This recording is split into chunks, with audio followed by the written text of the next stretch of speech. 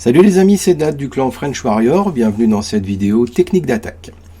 Donc vidéo consacrée aujourd'hui à la super sorcière, super troupe vraiment très puissante.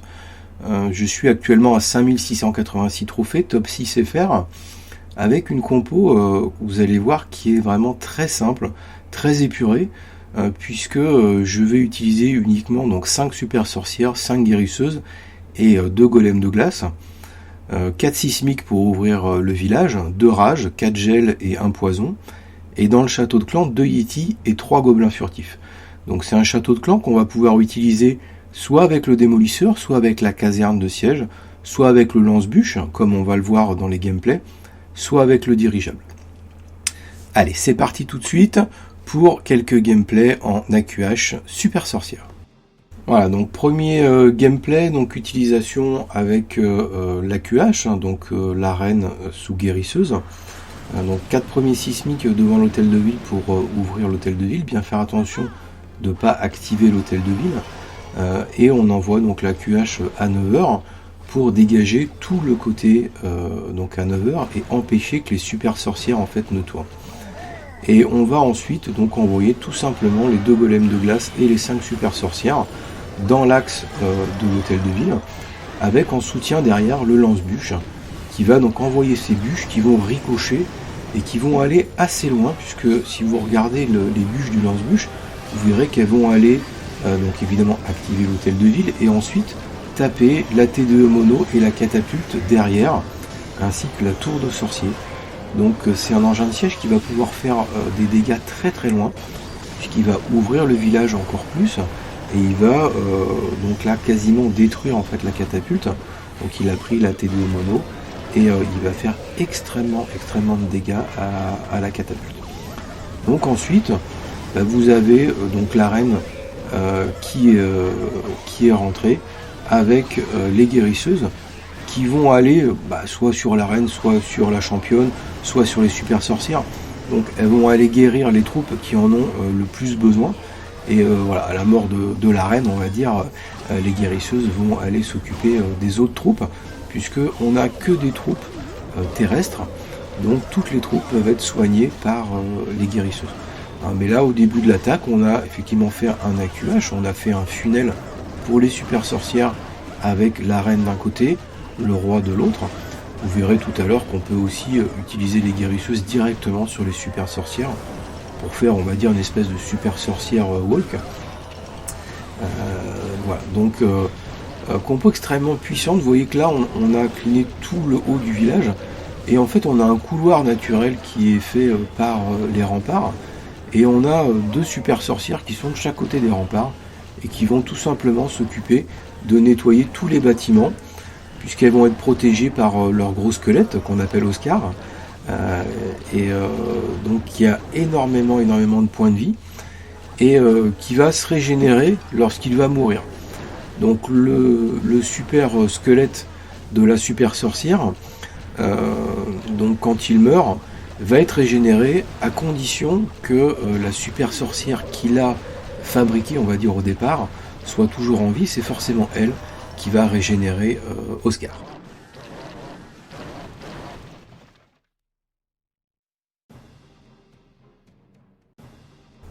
Deuxième gameplay, donc un village encore un petit peu compliqué par son design, où on va là encore utiliser donc l'AQH, donc l'arène sous guérisseuse, pour nettoyer toute une partie du village. Donc là on a mis l'arène à 6h, et je vais ensuite envoyer les super sorcières donc entre 7h et 9h. Le but du jeu donc de cet AQH, c'est d'empêcher les super sorcières de descendre. Donc là j'ai mis le golem de glace devant l'arène en fait pour tanker un petit peu, et j'ai très vite mis la capacité de l'arène pour bien nettoyer toute cette partie. Et vous voyez que les super sorcières donc vont se faufiler dans les trous des remparts, et le lance-bûche derrière qui va nettoyer un petit peu tout ça, et qui est absolument pas embêté par les bâtiments. Et vous voyez que les bûches vont aller chercher jusqu'à la catapulte qui est vraiment de l'autre côté du village, en profitant de ça pour casser en fait les murs, ce qui va permettre donc aux super sorcières et au château de clan d'aller vraiment rentrer à fond dans ce village pour pouvoir faire tomber tous les bâtiments.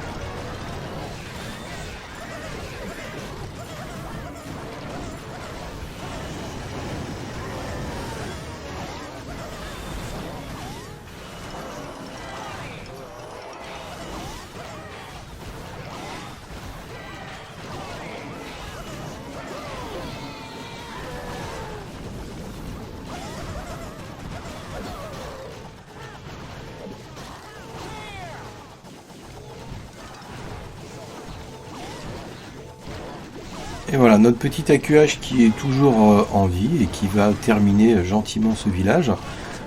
Donc bien faire attention quand même aux super sorcières. Vous voyez qu'il y en a une en bas là qui est un petit peu perdue, qui est en train de casser du mur.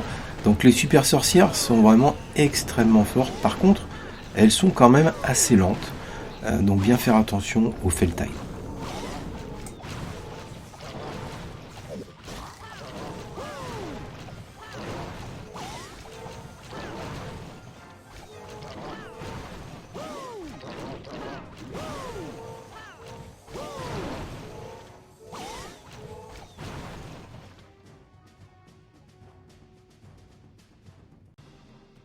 Troisième design, donc là, un petit peu de difficulté pour savoir quelle stratégie utiliser en fait.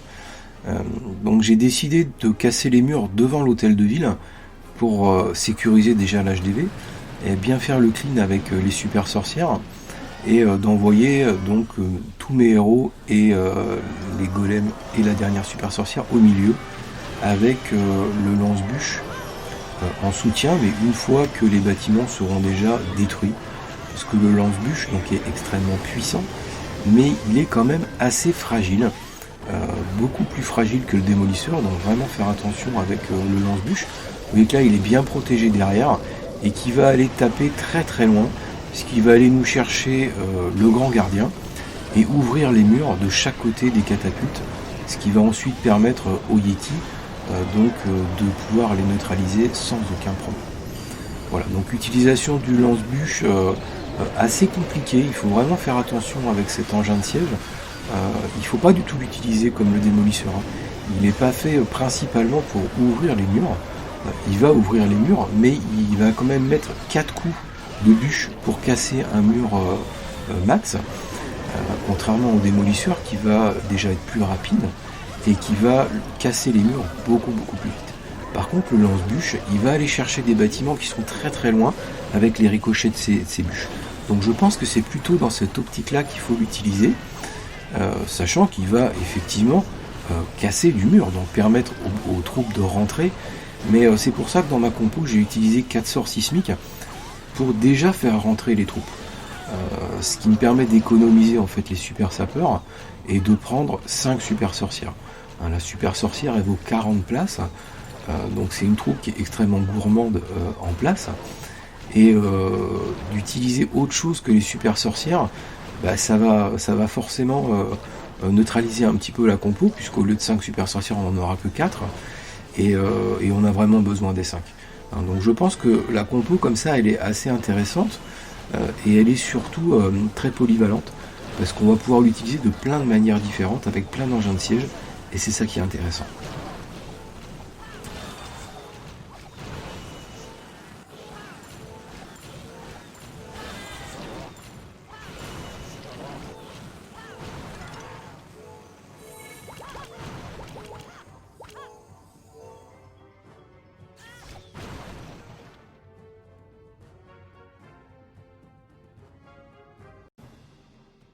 Alors quatrième design de base, donc on va dire une base en anneau. Là on a l'hôtel de ville qui est vraiment centré, on peut pas le centrer plus.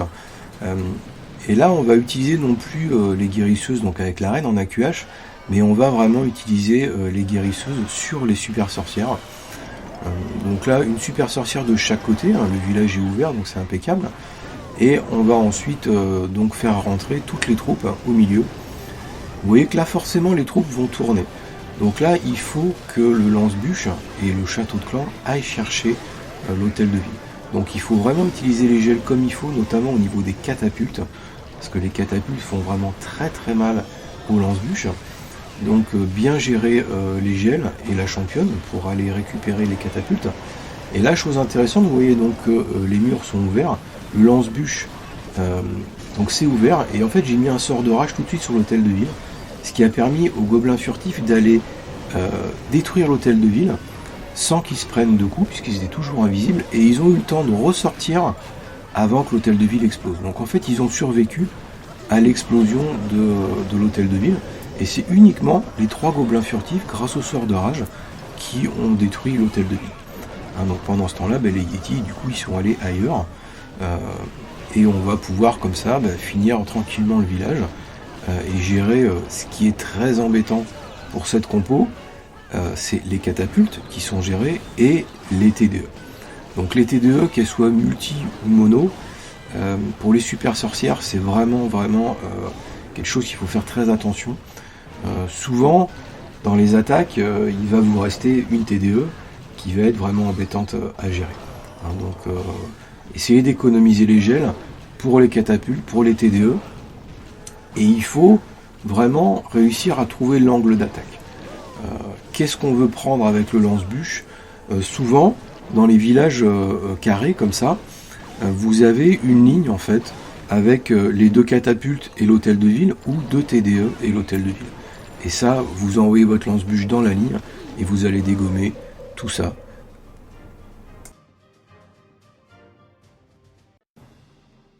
Dernier gameplay, donc là une base où il faut également faire attention, parce que si vous attaquez face au hôtel de ville, vous n'allez pas aller très loin.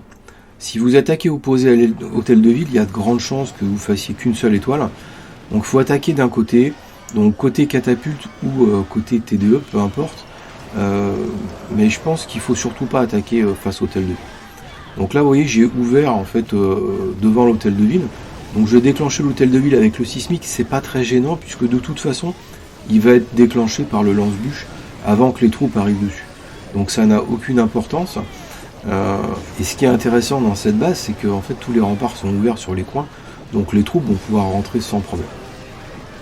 Et là vous voyez que le lance-bûche, donc il va endommager l'hôtel de ville, et il va également endommager donc le canon, la TDS et l'arc X derrière l'hôtel de ville. L'hôtel de ville est tombé et le lance-bûche continue et il va détruire donc la TDS, l'arc X et le canon. Donc une value quand même très intéressante. Par contre, en attaquant du côté catapulte, il nous reste les 3 TDE à gérer. Donc là c'était un peu le pari, puisqu'en attaquant de l'autre côté j'aurais géré très rapidement les TDE, mais il me serait resté une catapulte à gérer. Voilà, donc après, choisir l'angle d'attaque, ce que je vous disais tout à l'heure, c'est vraiment la clé pour cette compo comme pour la majorité des compos, que ce soit des compos spam ou pas. Il faut vraiment trouver l'angle d'attaque idéal avec les troupes que l'on a, le château de clan que l'on veut utiliser, et évidemment l'engin de siège du coup qui va avec. Donc si vous arrivez à trouver cet angle d'attaque, on va dire que les compos elles se valent à peu près toutes, et vous pouvez faire des perfs avec quasiment toutes les compos, dans la mesure où la compo est adaptée au village et que vous avez trouvé le bon angle d'attaque. Ça c'est vraiment la difficulté, et c'est ce qui est intéressant, parce que même avec des compos spam, on peut vraiment s'amuser justement à trouver ce bon angle d'attaque pour derrière s'adapter au maximum au village que l'on a en face.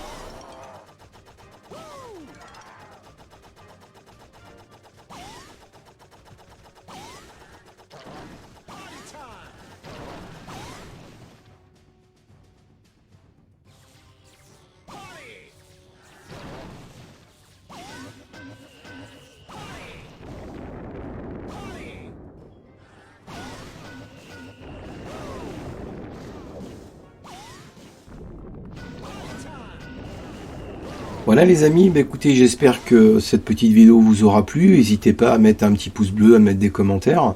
Et puis dites-moi si vous avez déjà essayé les super sorcières. Moi c'est une troupe vraiment que j'affectionne énormément et je prends beaucoup de plaisir à jouer avec. Donc je vous incite à au moins essayer. Et puis je vous dis à très bientôt sur le chat. Ciao ciao.